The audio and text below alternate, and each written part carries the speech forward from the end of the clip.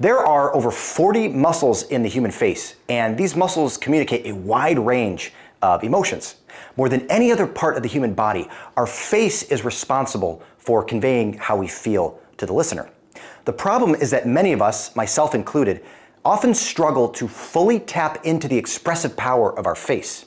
The difference between a deadpan face and a fully expressive face can mean the difference between getting the job offer or not, getting the date or not, winning over the client or not.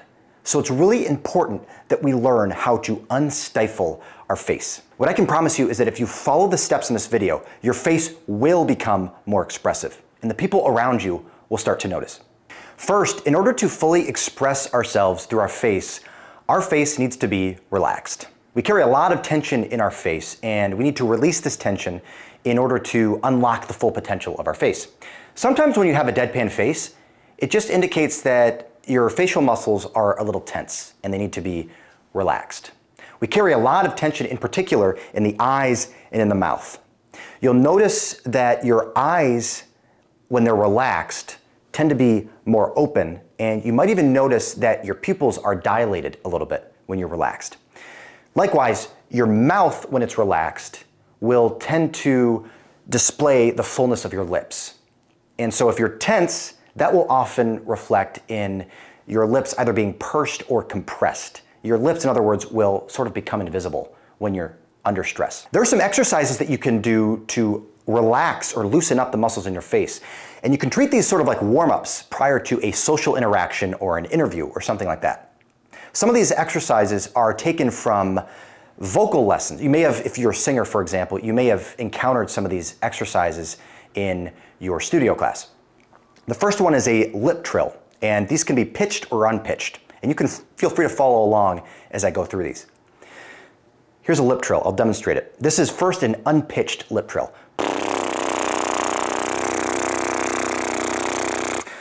And here's a pitched lip trill.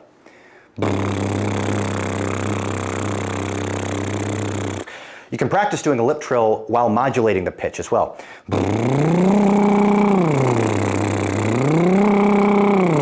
You'll notice after doing a couple of lip trills that your facial muscles will probably be a little bit more relaxed, and you might even notice that you can project your voice a little bit further because not only are your facial muscles relaxed, but your vocal cords are relaxed as well. And that's one of the preconditions for being able to project your voice effectively. Okay, here's another exercise or warm-up that you can do. And this is alternating your face between a scrunched in face and an expanded, wide open face. So the scrunched in face is sort of like the face that you would make involuntarily right before getting hit by something. And it might look something like this. The wide open face, on the other hand, is the face that you might make when you walk into a surprise birthday party. So it's sort of a surprised, wide open face, like that. So you can alternate between these two, like this. And you can do this maybe for 10, 15, 20 repetitions. Notice, even after a few repetitions of this, again, your facial muscles will start to loosen up a little bit. The final exercise or warm-up for loosening up your face is what you could call the cow chew or obnoxious chewing. And this just looks like this. So again, you're working with the muscles specifically around your mouth, and you're just contorting them in different shapes, like you would if you were chewing a giant piece of bubble gum, or if you were a cow, for example. So that looks like this. Try this for about 10 seconds. Again, after doing this, you'll notice that your facial muscles have loosened up a little bit. And again, you may notice that you can project your voice a little bit louder than you could before. Sometimes being more expressive doesn't necessarily mean moving the muscles in your face more. It just means adopting a different baseline. Your facial baseline is just what your face looks like at rest. And there's different types of baselines. It can be very subtle too. So what I'll do now is I'm going to come up to the camera a little bit closer, and I'm going to alternate between 5 different baselines and see if you can tell the difference. Here's the first baseline.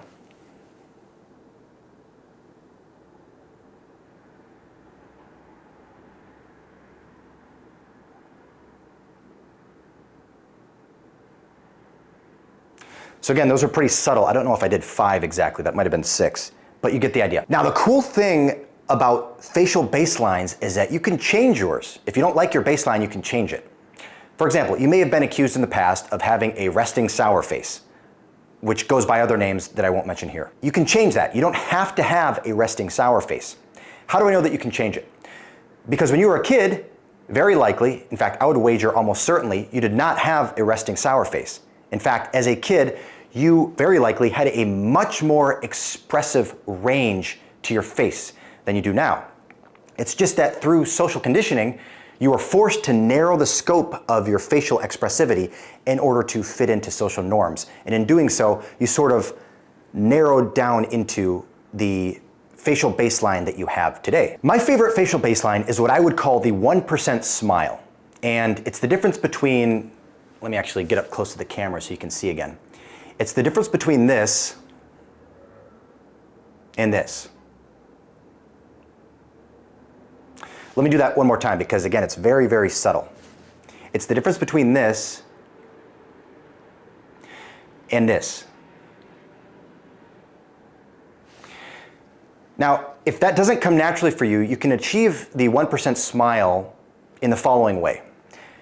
Think back to when you were a kid. Think back to the most fond memory of your childhood. Some really good warm memory. It doesn't necessarily have to be a memory in your childhood either. It could be a memory in the recent past, but a really fond memory. Immerse yourself in that memory.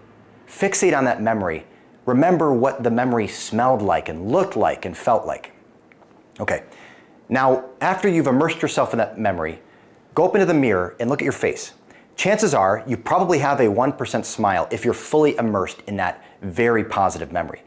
You might even have a 5% smile or a full-on smile. This baseline expresses comfort, and that is why it is such an attractive baseline to have. Now, I should mention one more thing. When you're using the 1% smile, it's important to not tense your eyes too much because that will come across as if you are looking sort of suspicious or smirking. There's sort of a fine line between smirking and having what I'm calling a 1% smile baseline. So try, when you're using the 1% smile, to relax your eyes as much as possible. Now, of course, it's even better if you have a real 100% smile, but the problem is that we don't always want to smile. We're not always happy. And there's nothing worse than a fake smile, than a smile that does not come across as sincere or genuine. And this is why the 1% smile can be so effective and so powerful. You can use it regardless of whether or not you feel happy. And you get some of the same effects of having a real smile. It's just much more subtle. Again, you're just raising your face ever so slightly for a positive effect. Chances are if you've been accused of having a deadpan face, it's likely that you don't move your eyebrows hardly at all. One way to add expressivity to your face is just to move your eyebrows, even a little. It can be subtle. If this doesn't feel very natural to you, one thing you can do is anytime somebody says something even mildly interesting to you, just raise your eyebrows ever so slightly. And you can make a habit of this by doing it intentionally. So for example, if someone says something interesting, you can just do this. As simple as that.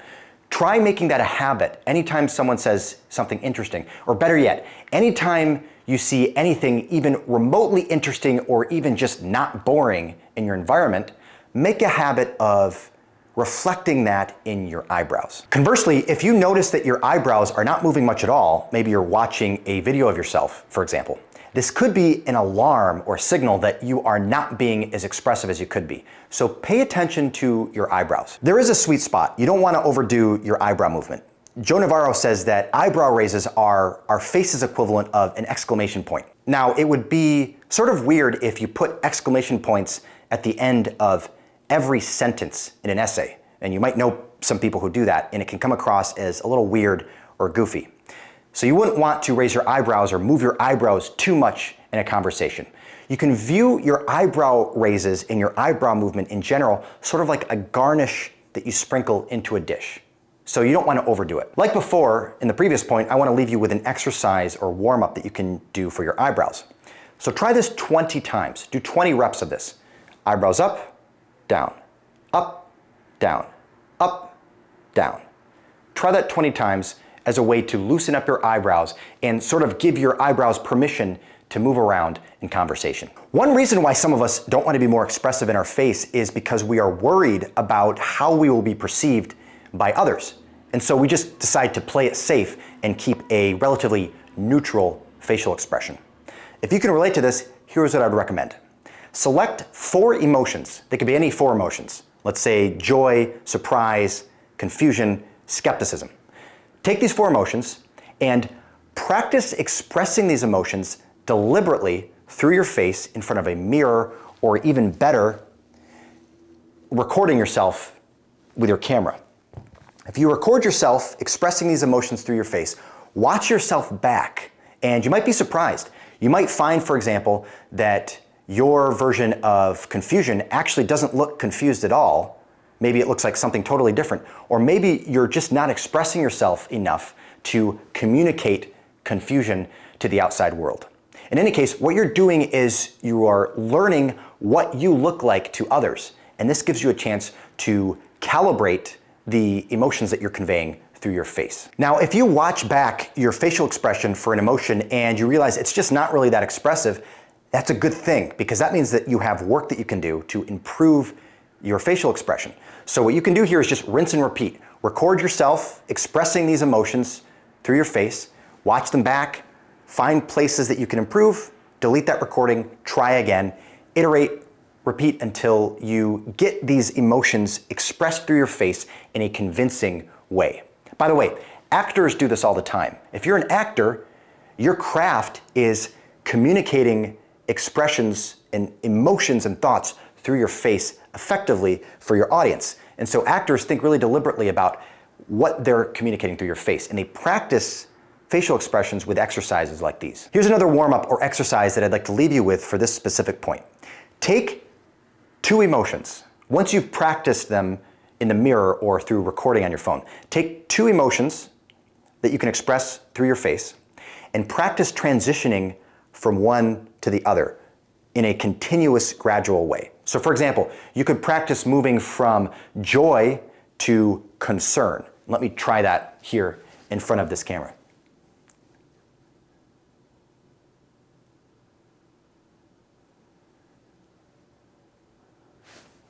Again, try that. You can take any 2 emotions, try it out, and like before, it might be helpful to record yourself doing this and see if you can convincingly get from one emotion to the other gradually. It's a good exercise. You can try it with any 2 emotions or even a string of 3 emotions back to back.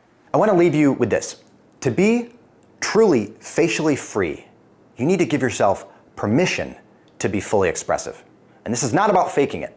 Your true, authentic self actually is fully expressive, just like you were as a child. But the problem is that there are layers upon layers upon layers upon layers and layers and layers and layers of social conditioning that are obscuring your true, authentic self. Now, this is a lot to unpack in just one video, and I'll cover some of this in future videos.